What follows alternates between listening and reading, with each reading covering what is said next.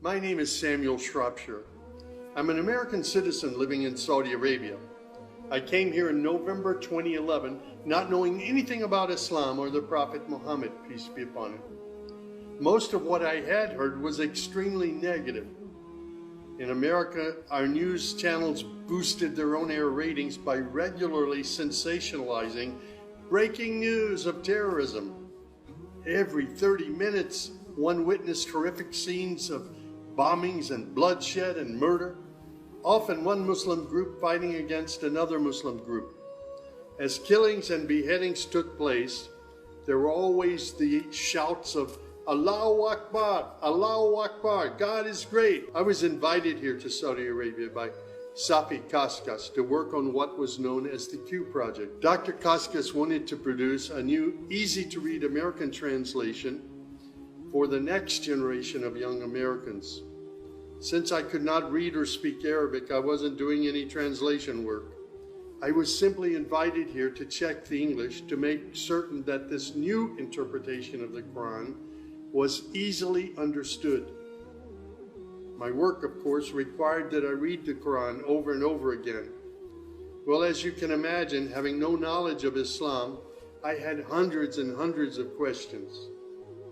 I was shocked as I read to find that Jesus, peace be upon him, was often mentioned in the Quran. Jesus was presented as one of the greatest prophets.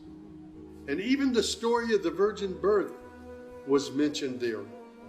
Many of the miracles that Jesus had done, I found them in the Quran. There were even a couple of Jesus miracles mentioned in the Quran that were not mentioned in the Bible. Evenings were mostly spent alone in a bedroom that had been set up for me in Dr. Safi's office. At night, I would stand on the balcony of that building and I would look across a very busy boulevard to a mosque. And I would hear the calls to prayer. I would see men and women coming to the mosque and leaving the mosque. Children were playing football in the mosque parking lot. Except for the minaret, it appeared to me to look like a typical Christian church in America. My heart longed to be in that mosque. I felt compelled by God to go there. A few months later, I got up the courage to walk down the street and to knock on the door of Taqwa Mosque. Now, nobody knocks on the door of a mosque. Normally, they just open the door and they walk right in. But I was not sure how I'd be received, so I stood there knocking until someone came to the door. That person simply said, "May I help you?"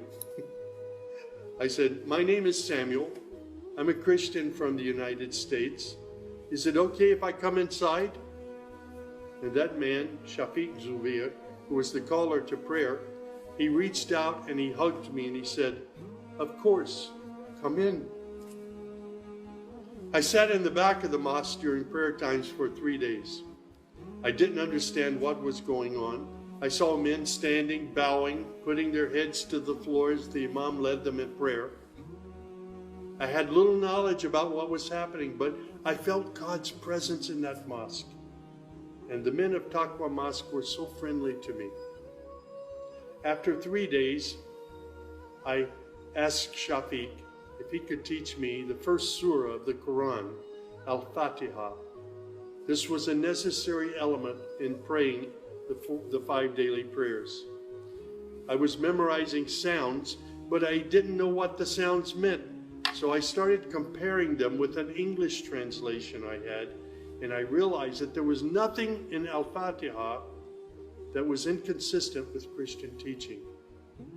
There I read the encouraging words that God was the most merciful, the distributor of mercy and forgiveness. My heart was being strangely touched by the words of the Quran and the love displayed by the men of Taqwa Mosque. Dr. Sadiq Malki would later drive me to the Islamic Education Foundation in Al-Hamra neighborhood of Jeddah, where I said Al-Shahada. According to Islam, we're all equal. There's none above another. There are scholars, but their role is educational. As for the relationship with God, it's personal, it's direct. The faith itself is simple and clear. It's summed up in just 6 points. There is one true God who is unlike any other being. He is neither born nor does he give birth. He has neither spouse nor offspring. Nothing is comparable to him. He's all-powerful. He knows everything perfectly. He is the most merciful. Secondly, a belief in angels who are indeed the servants of God. They obey God's bidding and they do whatever they're commanded to do. They don't have any free choice. Thirdly, there's a belief in divine revelations. Islam acknowledges that God revealed scriptures including the Torah, the Gospel, the Psalms. However, down through the ages, many of these divine revelations had become distorted and somewhat corrupt. The Quran, which also contains God's revelations, is intact. It hasn't changed from the very beginning. The Quran, which also contains God's revelations, is still intact in its original form. Fourthly, there's a belief that in all earlier prophets and God's messengers, not just Muhammad. They believe in Abraham and Isaac and Moses and Jesus and hundreds of other prophets. They believe that the prophets were the best of mankind. Muslims believe in the last day. That's to say, this includes the belief in all that God and his messenger have told us about what happens after death, including recording of good and bad deeds, the resurrection and the gathering of all creatures, the reckoning that will take place on the great judgment day, the prophet's intercession, as well as heaven and hell. Man's ultimate aim will be to save himself on that day.